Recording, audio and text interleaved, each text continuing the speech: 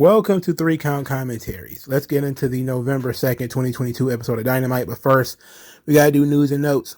Let's start with Jade Cargill and Bow Wow, which was absolutely ridiculous. And it was part play, part serious. I know that it was mostly for play. And, she was just playing along. But I know it had to hurt his feelings a little bit. I mean, it was a pretty public dump that he got, so that was pretty funny. Let's talk about it. This goes back to, what was this, October 31st. So, a couple of days ago, actually. Bow Wow has been trying to wrestle. He's been trying to get into WWE. It was in, I don't know, maybe 2021 when he started tweeting at guys trying to get into WWE. It hasn't really quite worked out yet. So Swerve took the opportunity to jump into the fray on RJ City's Hey AEW YouTube show and basically invite Bow Wow on. He said, quote, since he's been talking about doing some stuff on social media for like the last year, but I have yet to see any video footage or training. I want Bow Wow. I want to see Shad Moss get in the ring since you've been talking so much about on social media. I'm calling you out. I know you got connections with training with Rikishi. That's cool. Get your training in. I want you in AEW. You responded to me on Twitter too, and I need you to back those words up, homie. So Bow Wow tweeted out, "Where do I sign?" in response to Swerve. Swerve then asked Tony Khan. So that's the beginnings of this. Bow Wow then says, after the tour is over, sign me up. I want a roster spot. He also asked Tony Khan. So now apparently his head is sufficiently blown up. He's now feeling like, finally, I'm being acknowledged. People are looking at me. So he tweets out on October 31st, after my first win, I just want to take you out somewhere, Jade. Jade says, you can't afford me, Bow. Thanks, but no thanks, which is pretty brutal. Hilarious response by him by saying, I definitely knew you was kidding when you brought up money. And that kind of sent her off into what was a vicious lariat of factoids. She says, I wasn't at all. I know you are new to the wrestling world, but maybe you should use Google more often. We rich, baby.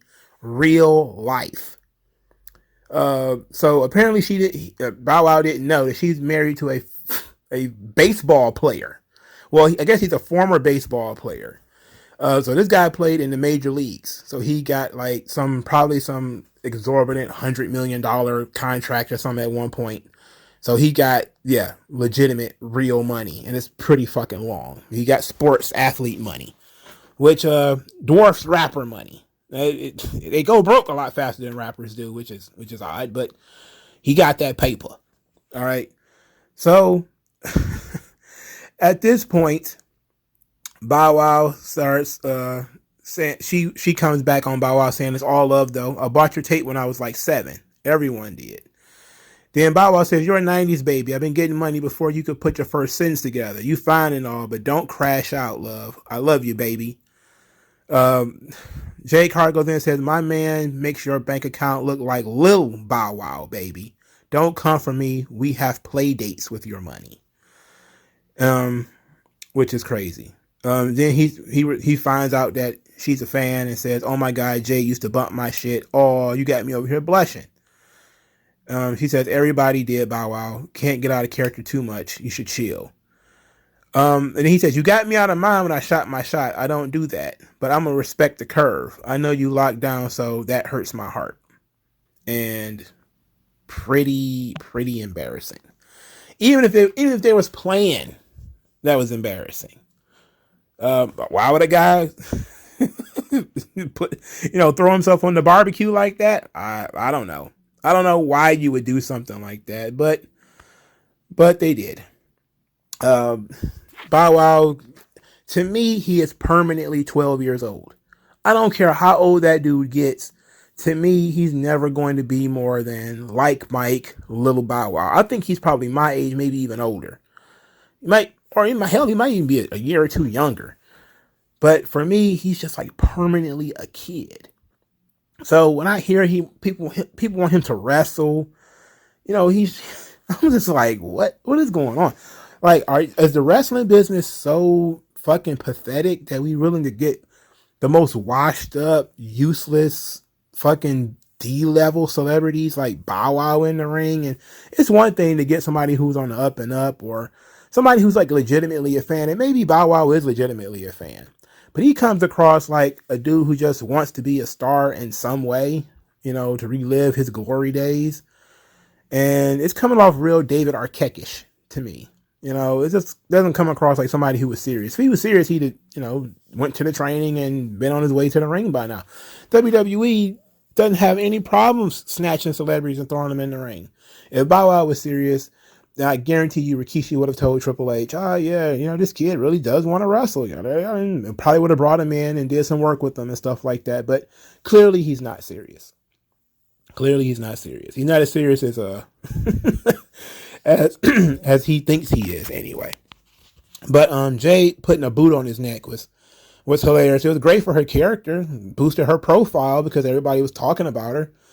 Hilariously though, it was really bad for Bow Wow because this is a guy who, at one point in his life he had grown women throwing their underwear at him on stage. And now he's a fully grown man. And he really looks like a little puppy. He looks like Droopy. And no matter how much money he's got, he tried to bark up the wrong tree and got shut down and embarrassed. So even if it was a joke, it's embarrassing. So Bow Wow, stay away from wrestling, please. Unless you're going to take, he's also very tiny too. Like he's not a big guy. He's a small guy. And that's another reason why we don't need any more small guys in wrestling. No more small guys. We're full. Okay. Full on small guys. Now let's talk about CM Punk. Hopefully it's one of the last, well, certainly not one of the last times we got to talk about him again a little bit later. But here is the newest report. This is from October 28th. From the Wrestling Observer newsletter, the double barrel shotgun to the face of CM Punk. It says that Fightful Select recently reported that Chris Jericho approached CM Punk after the reported backstage brawl at All Out and told him that he was a cancer to the locker room and a detriment to AEW. Good gracious. Chris Jericho, bastion of all things right and good, said that CM Punk is an embarrassment to the company. Ooh boy, that's pretty stiff, isn't it? That's pretty stiff. So apparently it went on to say that CM Punk is done with AEW, that the roster and none of the top stars want to work with him, Chris Jericho included. A lot of top names don't want to work with CM Punk anymore. So they're kind of going to, I guess, get rid of him. At least that's the claim is. Then, of course, on the 2nd, it comes out that CM Punk got the wrestling bug still, and he's not going anywhere, which is whatever. I don't know what that means. But he apparently got voted off the island of incelibacy by the various wrestlers in AEW who don't want to work with him, which is fucking interesting. Everybody has their own opinions of this at this point. I really don't care. Jericho has had him and Punk, I'm pretty sure we're on the outs a long time ago, back in 2014 when Jericho asked Punk to come on that podcast, and Punk then not only said no, but then went out there and said that he felt like Chris Jericho was trying to use him. If you don't remember that, let's get into it a little bit, just for a little bit of color. So this goes all the way back to 2014. So here's what CM Punk said after the Colt Cabana podcast. He was asked to be on Chris Jericho's podcast. He said no. Punk then went on and said this: I still have friends who fucking work there aside from dirt sheets reporting that, oh, Chris Jericho said that CM Punk doesn't talk to his friends from wrestling anymore. No, I don't talk to the guys who have fucking agendas who are trying to ask me what happened so they can fucking report about it on their podcast or blog about it or some stupid shit like that. So if you're out there and I stopped talking to you, it's because you had an agenda. You weren't checking in on me because you were my fucking concerned about me. You wanted to be like, oh, I spoke to Punk, and you wanted to use our private conversation as some sort of a weird fucking way to grab hits or whatever the fuck you call them. Okay. So that's what his response was, which is a pretty vicious cut from on Jericho by basically saying Jericho just wanted to talk to him so he could say on his podcast that he talked to him, which of course is mind reading and paranoia, but it's not entirely wrong. I can see Jericho doing exactly this, but Jericho had a nice little response by saying that he said, I'm glad he got to vent, but I definitely did not have an agenda because I never asked him to do the podcast after he left the WWE, nor did I ever ask him any questions about why he left. That was his business and his business only. So Jericho maybe got caught with his hand in the cookie jar, but he certainly didn't forget this. And 8 years later, Jericho has an opportunity to turn things around.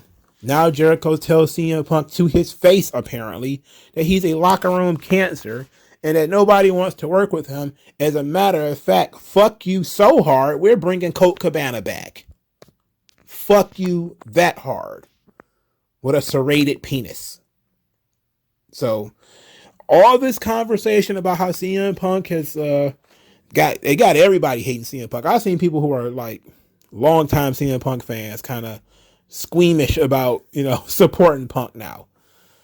And a lot of it is I even saw one headline that talked about CM Punk was a psycho or something backstage, or that he was a crazy man or something like that. And when he attacked the Young Bucks and all this kind of stuff. And I was just kind of like, wow. We've been saying, yeah, a lot of this stuff is coming from the elite, but how much of that shit also coming from Jericho? Jericho is a known Cornette stooge, by the way. I mean, not Cornette stooge, known Meltzer stooge. He has been a Meltzer stooge for years. He was probably, I think him, Conan, Chris Benoit. There was a couple of guys in WCW that were kind of stooges for Meltzer. And also a stooge in WWE as well. So because Meltzer always spoke very highly of them, you can always tell that he was a stooge for them. So this pretty brutal, man. Pretty brutal stuff. But I know if I was Jericho, I wouldn't have forgot. Jericho didn't forget his beef with Goldberg. He ain't forget that. He ain't forget his beef with Brock Lesnar either. When it looked like Brock might be able to come into AEW, Chris Jericho came in there and was like, no. Don't want that one. He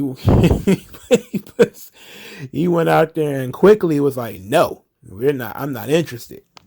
So, I definitely see, I'm just wouldn't be surprised at the whole Colt Cabana popping up on this show if it wasn't 100% a Jericho call. If it probably was just Jericho like, you know what? We don't like this guy. We're going to show what kind of place this is. We're going to go WWE levels of petty. We're going to bring in Colt Cabana just to fuck with CM Punk. And then they did, and they went out there and they had the match.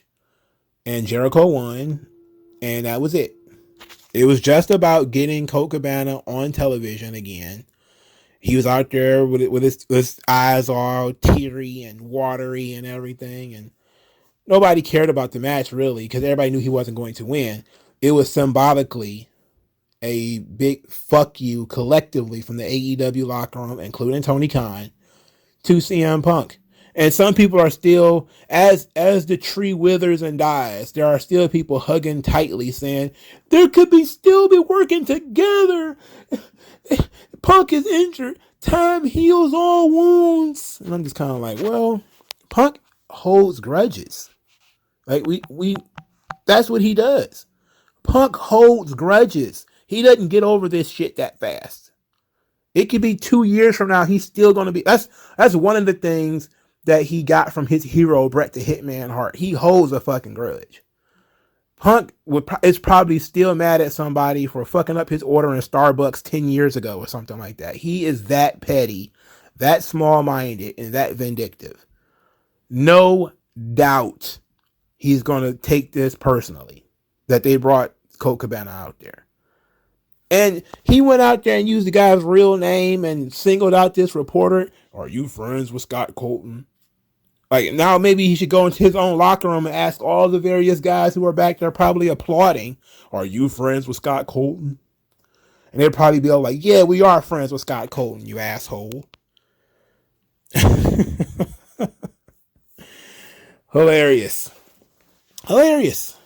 Not entirely right, but hilarious. I mean, yeah, everybody's pretty much knows that CM Punk is likely gone. I'm not going to say he's gone for real. I know a lot of people do. A lot of people are saying that. I'm saying that the likelihood of him coming back, minimal. You know, maybe Tony Khan thinks he can talk it out. But if Punk took something as small as what Hangman Page said about workers' rights and blew it up into a whole thing where people got suspended and somebody got bit and somebody got hit with a chair and somebody got punched in the face and a bunch of people got fired from their jobs and the company lost tons of money and now they're running small buildings all over again. I'm sorry. From that comment that Hangman Page made kind of off the cuff, caused all of this disaster because CM Punk can't handle even a minutia of legitimate criticism, then he's definitely going to look at this thing as either you're with me or you're against me. And if AEW is bringing in CM Punk, bringing in Colt Cabana, CM Punk is going to say, well, I guess you're against me, because he's never going to forgive Colt Cabana. He said it himself out of his own mouth. This was, again, years after he got sued Colt Cabana, that he went out there and talked about how he doesn't give a fuck about Colt Cabana. He yada, yada, yada about Colt Cabana. Doesn't care where he works, where he doesn't work, yada, yada, yada. Just went on and on and on about the fucking guy years after the fact. Dude holds a grudge. And now the company brings him back. Come on. That's the Nikita Lyons split sitting on the face. This shit is over. If I'm willing to put $50 to $60 on it, I'm almost willing to put some real money on it. That guy's never going to come back to the AEW. It's over. You know. And if I lose it, I lose it. I'm almost willing to take up that money. Because I'm pretty sure it's over. All right, let's get into Dynamite, because I don't want to be up all night. All right, match 1. Darby Allin loses to Jay Lethal because a man dressed as Sting attacked Darby Allin from behind, threw Darby Allin in the ring, lethal injection, pinfall. Only cool thing about this match is when Darby tried to tope suicide on Satnam Singh, only to bounce off of him. That was a nice spot. Very interesting spot that you could only do with having somebody so much bigger than Darby. So the man dressed as Sting comes into the ring, and Jay Lethal saying that they surround him and they snatch his mask off, and it's Cole Carter, and the crowd is so quiet you can hear a roach burp. Like, everybody's looking like, who the fuck is that? I even forgot who it was. Like, that's the dude from Tony D'Angelo's gang. He hasn't been on this show in weeks. Like, what does he have to do with Darby Allin at all? We don't know. I have no idea. Like, why would he do this? Why is he with these people? We don't know. But that wasn't even the big reveal. That was the minor reveal. The big reveal is when Sting's music starts to play and Darby Allin kind of gets up on his feet rather. Lethal and his crew are kind of befuddled, like, what's going on? What do? And then next, it's Jeff fucking Jarrett smashing a guitar over Darby Allin's head. I was like, oh my fucking God. Oh my God. Oh my God. It's Jeff fucking Jarrett. It's Jeff Jarrett. Like, legit. I was like, how down bad do you have to be? Now, Jarrett looked amazing. Jarrett is in his 50s. I think he's in his mid 50s, probably even late 50s. But he is in better shape than a lot of guys on this AEW roster. He also cuts a hell of a better promo. He says that Darby learned a lesson from the last Outlaw, because that's what he was doing in GCW, so now he's back doing this. And he ended up saying that what Darby Allin worships is his weakness, and Darby Allin has begun to worship Sting. He then talked about his family being in the business for 75 years, ran down his resume, and then said that his family's fingerprints have all been all over AEW. And I don't know why he's teaming up with Jay. Now, it makes sense for him to be with Jay Lethal because of the last match, the Ric Flair thing. They were partners. He wasn't doing his last Outlaw thing there, though. That's something he started doing in GCW. And I thought he was going to bring it to WWE, but I guess Vince and then Triple H was like, get out of here. But Vince even was kind of like, look, I'll put you in an office somewhere. I'm not so sure about putting you in the ring. So Jarrett, at like 50 some odd years old, like Billy Gunn, comes out there, looks professional. Even though, he still has a shirt on, you can look at his arms and tell that the man actually hit the gym at some point in his life. He cuts a promo. He sounds like an adult man. He's talking about something that's serious. He gets some heat. He puts himself over. And then he makes a threat to the locker room about taking over. And instantly, a lot of people got mad. I looked on Twitter because I always look on Twitter when ridiculous things are happening. And Brian Last having an absolute meltdown over Jeff Jarrett being signed to AEW, or at least making this appearance. Worth it. Mwah. He had a meltdown. He was so angry that Jeff Jarrett was on this show. That episode of the Cornet podcast is going to be so funny. Because he was not happy that Jeff Jarrett. He is not happy. I just look at it as like, it's just completely random hodgepodge horseshit. I don't understand how any of this stuff fits together. Jarrett and Lethal, I get it only because of the last match, the Flair thing. They were partners, okay. But what is it? I mean, and maybe Lethal and Singh, well, not Lethal and Singh, but Lethal and Dutt because of TNA, and Jarrett because of TNA. But Satnam Singh wasn't in TNA, and Cole Carter wasn't in TNA, was he? What did Cole Carter have to do with any of this? Why was he there? I don't know. But it was all about just chucking surprises at you. This was like an old school episode of Dynamite. We're just going to chuck shit at your head. Some of it, you're going to duck some of it. Some of it's going to get on your face. Some going to get in your ear. You're going to be wiping some stuff off. But we're just going to throw shit at you. And we'll see what happens. Jarrett looks great again. But it's a bunch of horse shit. He even had his TNA theme. The My World, his old TNA thing, which is fine. I'm cool with that. Just bringing in Jeff Jarrett, boy, that's ballsy. That's a ballsy move on Tony Khan's part. And of course, everybody knows that Jeff Jarrett is the ultimate hustler. Jeff Jarrett gonna get that money. If it's out there, he gonna get it. And it says something that he has that kind of hustle though. And I want to put him over for it because Jarrett has been wrestling since the late 80s. He has wrestled in the territories. He has wrestled in the WWF. He's wrestled in WCW. He's been at the top in both of those companies. Not at the tippy top of WWF, but he was in a pretty good spot in both 95 and 98 when he came in. Now, before he got stuffed in the tag team spot. He made his own wrestling company, TNA. He was at the top of there for years and years. He started another wrestling company. Of course, that didn't go too far because of the whole fake gold garbage shit that he was on.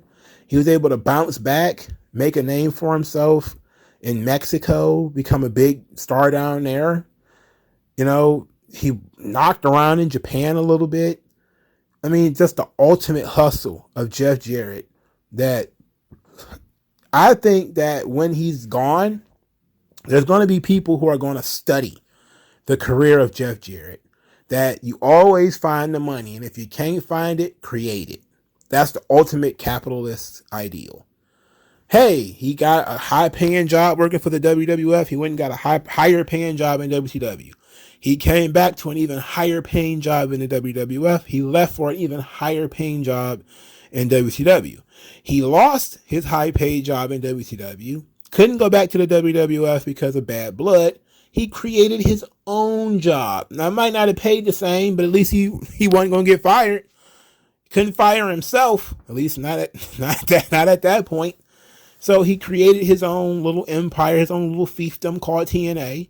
Of course, he needed money, and that eventually led him get him booted out because he had to bring in investors. But then he knocked around in Japan and knocked around in Mexico, even in the American independents like GCW. He's going to find the money, right? And I appreciate that. I give him the black power fist to Jeff Jarrett. Everybody should have Jeff Jarrett's hustle and ability. You know, it just goes to show, if you really know what the hell you're doing in this business, you'll never go without a job. You know, it's just, he ain't been gone from WWE that long. All right. Triple H only been there 100 days. I think maybe on day 2 he fired Jarrett, but Jarrett already bounced back, so he good. All right, let's move on. Moxley's cutting a promo on Lee Moriarty. Says that this is the biggest match of Lee Moriarty's life. All he has to do is rely on his skills, of which he has plenty. He likes Lee Moriarty, but him and Danielson believe that Moriarty is not mean, not nasty, not violent enough for the Blackpool Combat Club just yet. But tonight, he's going to force Lee Moriarty to fight.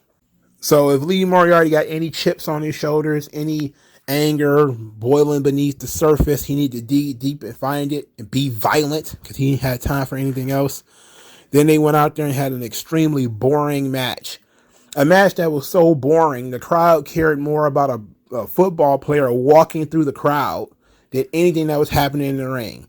Lee Moriarty is out there looking like half Cisco, half golf ball. He looks like a fucking moron with his green hair. He's doing grappler stuff in a match where he's not over and nobody gives a shit. Moxley, of course, wins with an arm bar. Who cares? They did a vignette for the Elite in which their Trios Championship win was edited. And of course, more of them being erased from history. We know it's horseshit, but that's the story they're going with now, is that we're the victims in all this. We were the guys that got hit with chairs, bitten. It's hilarious to think about that. We just went to his office to antagonize him further, and all of a sudden we got hit with chairs and we got bit and all sorts of bad stuff happened. And then we got erased from history. Isn't that bad, everybody? Oh, yeah, I'm pretty sure it is very bad. You dipshits. You should have stayed away from that guy. All right. So Renee Paquette is sitting with Saraya. They were supposed to have Britt Baker there. False advertising. Britt Baker decided she wasn't going to show up.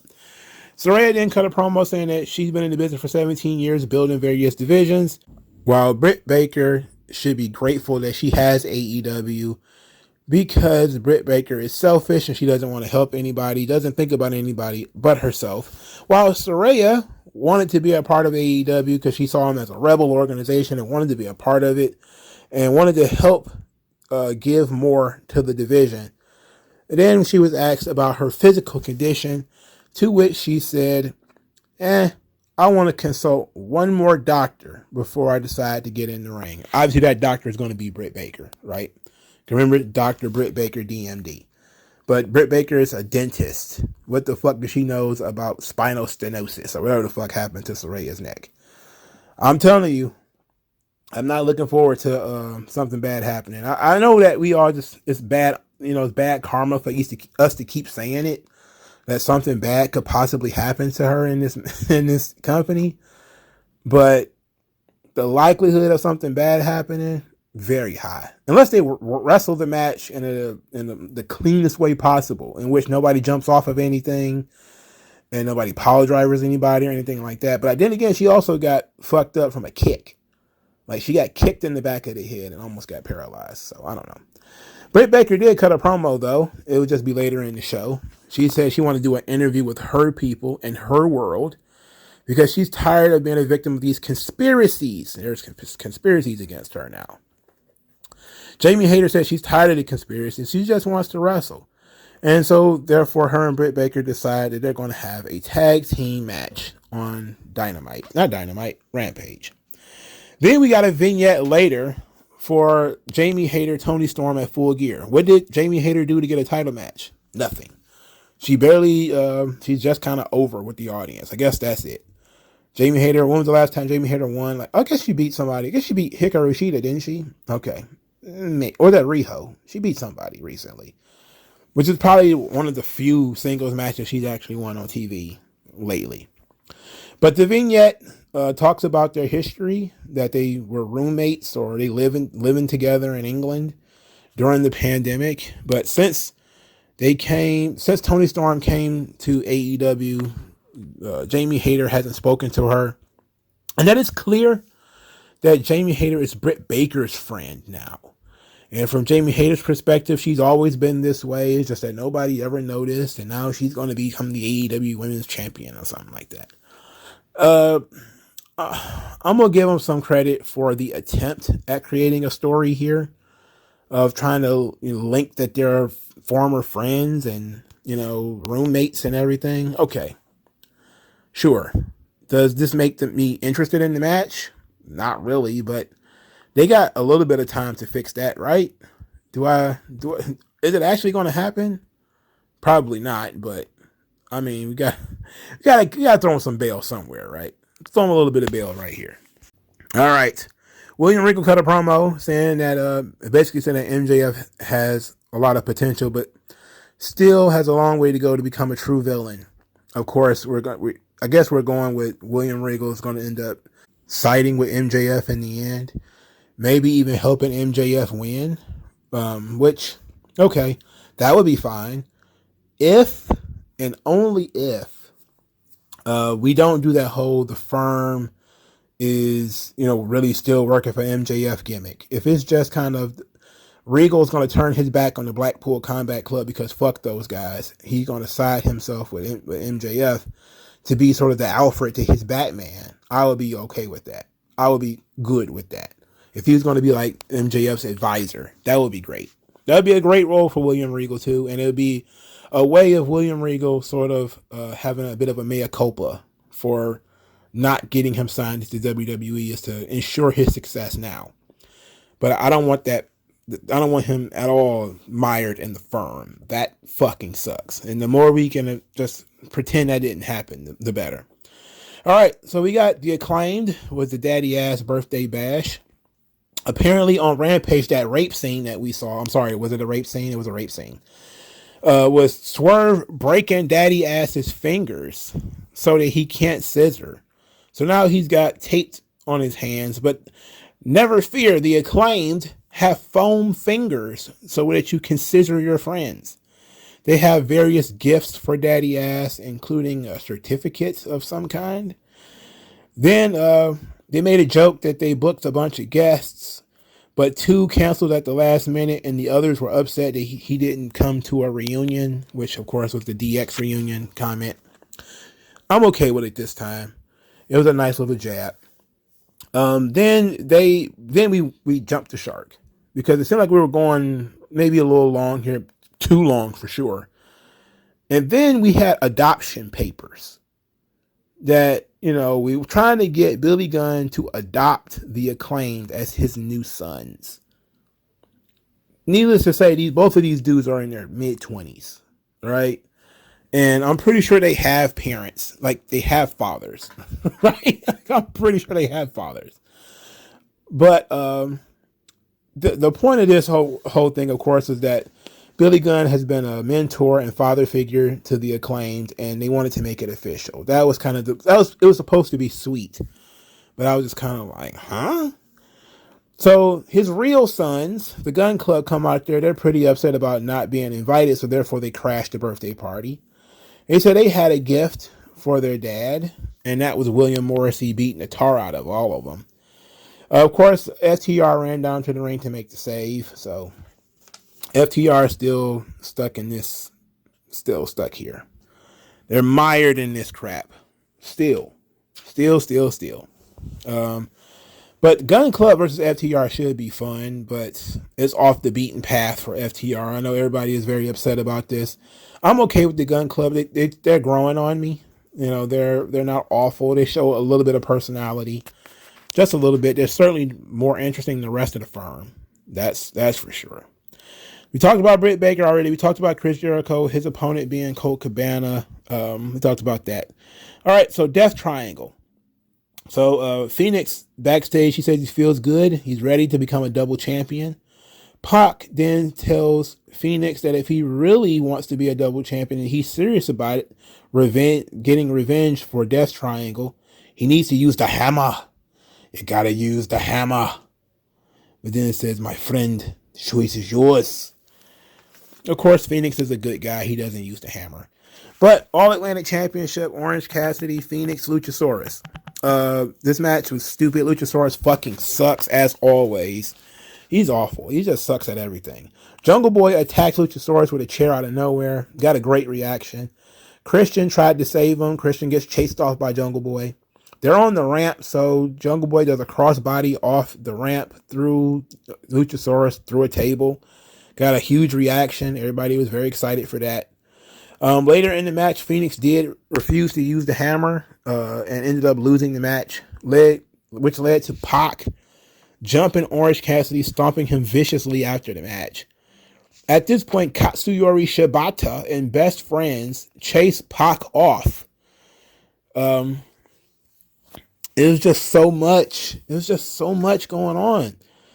So now Katsuyori Shibata is back just to have a match with Orange Cassidy on Rampage, because the winner of the All Atlantic Championship match wouldn't just be the champion, but would get to wrestle a wrestler of their own choice in a dream match on Rampage. What? Oh, this seems kind of foolish. Anyway, Orange Cassidy won. And his dream opponent, of course, is Katsuyori Shibata. So Katsuyori Shibata, a guy from Japan who 99% of American audiences have no idea who that guy is and don't know anything about his story of him coming back from basically him being I don't want to call him the Saraya, but the Daniel Bryan of New Japan. He was injured seriously. Everybody thought it's a miracle this fucking guy can still walk. His career is over. But he refused to give up. You know, he was one of those many people that was inspired by Bryan Danielson and Daniel Bryan to work harder, get back into shape, and fight to get his career back. And he did. And he's been having, I think he had one match, maybe two, since his big return. But I know he's been taking bumps, and I'm not sure if he's been wrestling or not. I haven't been following New Japan that closely. But apparently now they're going to have a guy who basically his career nearly ended. We're going to run the risk and have him actually waste bumps on Orange Cassidy. New Japan, you got to be smarter than this. Shibata is even if you don't think he's a huge star, and he's probably not, he is a sentimental favorite for a lot of the people in that audience who really, really likes New Japan. You don't want to run the risk of this guy getting hurt in a nothing match on Rampage that he's likely going to lose to Orange Cassidy. It just doesn't make much sense to me. And I don't think he'll get hurt. But every time you get into a wrestling match, you could get hurt. You know? But I think it's a waste of bumps for Shibata, to be quite honest. Shibata should be trying to, get in there with Okada or somebody like that. Shingo Takagi. Maybe he's already wrestled those guys like the G1 or something like that, but I didn't watch it. But Orange Cassidy is a waste of bumps.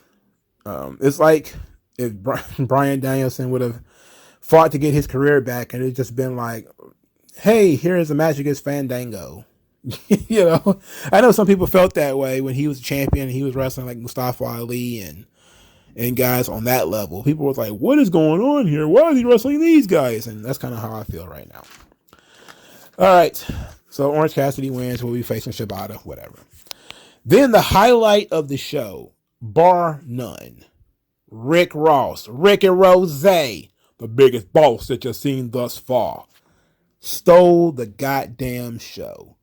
So Rick Ross says that he is in AEW right now to make sure that Swerve is the biggest wrestler in the business and the biggest recording artist in the business. And they're celebrating and they're going to keep it positive. And then Keith Lee lumbers into the spot. And this shows you how big Rick Ross is, because he is not that much shorter than Keith Lee. He's bigger as hell compared to Swerve, but he's not that much smaller than Keith Lee. And Keith Lee starts talking about Swerve cheating and Swerve attacking Billy Gunn. And Rick Ross is like, accusations. False accusations. I'm just trying to keep it positive over here. This was great. Rick Ross ruled. This was awesome. I wanted more of this guy. I wanted more of this. Rick Ross has been the big thumbs up in all of this shit. This was good. He took it seriously. He knows how to play a heel. He was great. He was great. Right? He's just... And I know part of it is just because he's already playing a character. I know y'all probably don't. You had to see that coming. You already know this motherfucker is full of shit. You know? This motherfucker was like a prison guard or something like that before he was a rapper. You know? And he admitted it. He was a prison guard before he was a rapper. So all this Ricky Rose, all this garbage, it's all just a gimmick. Right? So what all he got to do is just be the gimmick. And he's already the gimmick, so it works. That's why it's good. It's good because he has mastered this character. He's been in this character for 10 to 15 years already. He didn't have to do anything different except for turn it up in a wrestling context. This was great. This was awesome. I love this shit.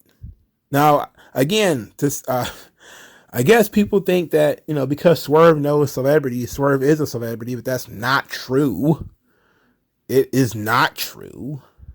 It just means that he brings more eyeballs to AEW because he knows celebrities, which is good.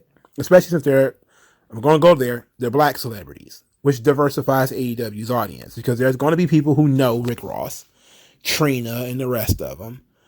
And they're going to be like, oh, I didn't know that they were doing this wrestling thing. That could be fun. It could be interesting.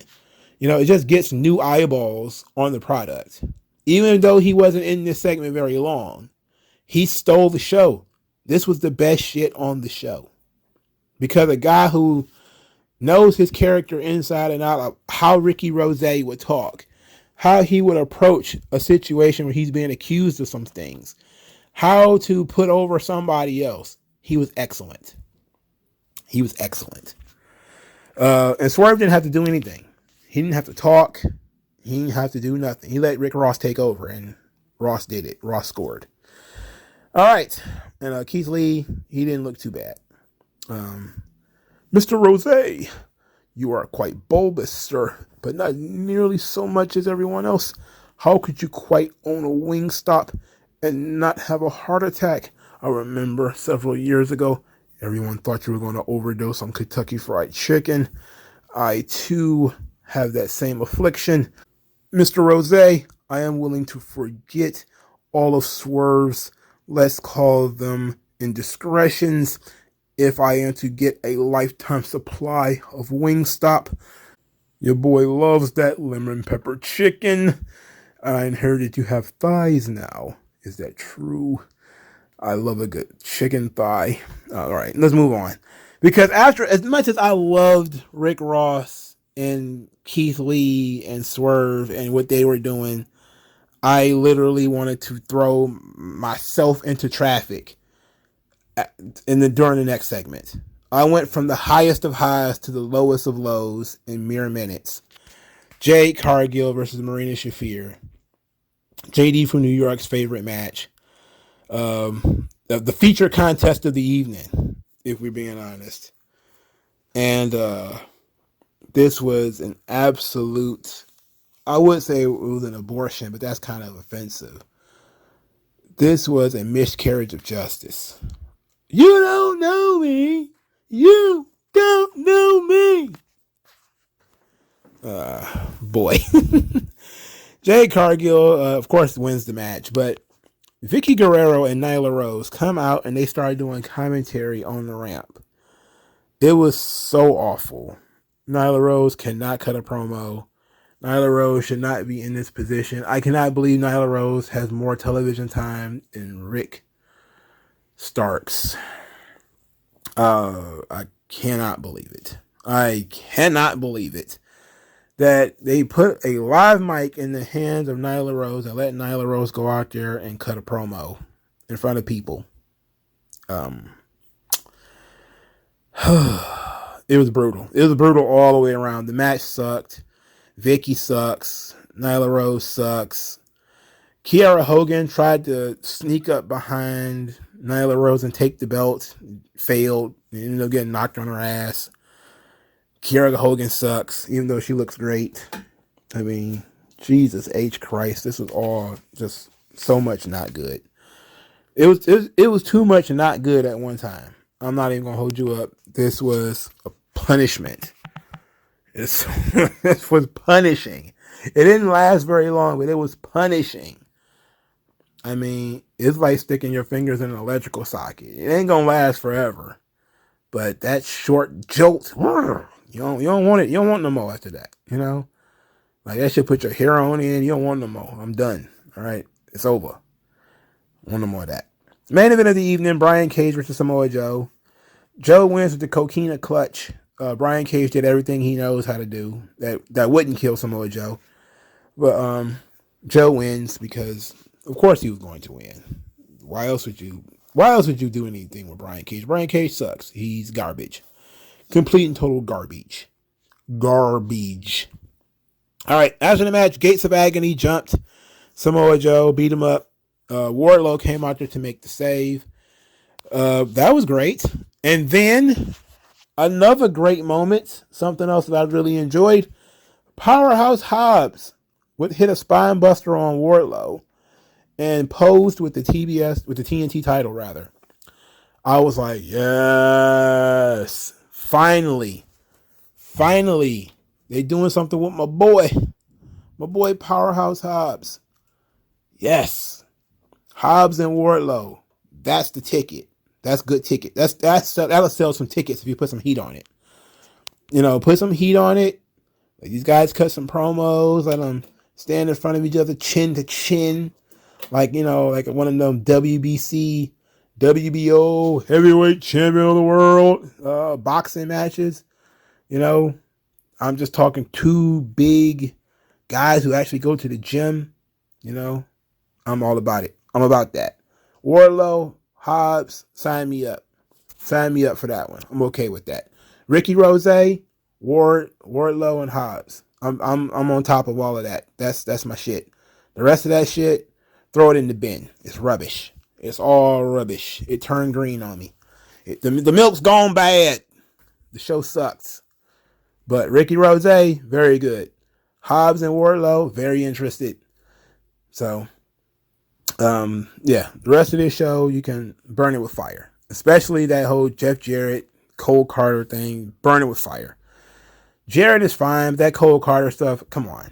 Just, really, fuck out of here with that. The Elite being erased, come on, who cares?